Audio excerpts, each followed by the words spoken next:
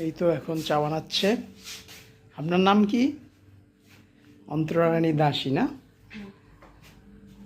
কি চা বানাচ্ছেন? আচ্ছা, দুধ চা কি গুঁড়ো দুধ না গাইয়ের দুধ দিয়ে? গুঁড়ো দুধ দিয়ে চা বানাচ্ছে, তাই? কার কার জন্য চা বানাচ্ছেন আপনি? Husband, brother in law, sister in law and me. তাই না?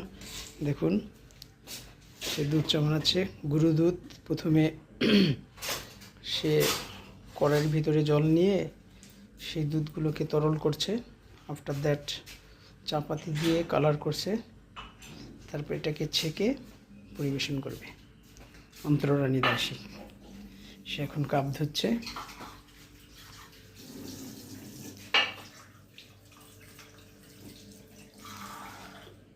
ইয়েস,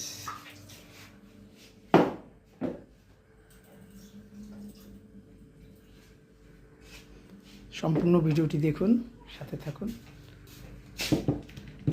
গুঁড়ো দুধ দিয়ে কীভাবে চা বানাতে হয় দেখুন।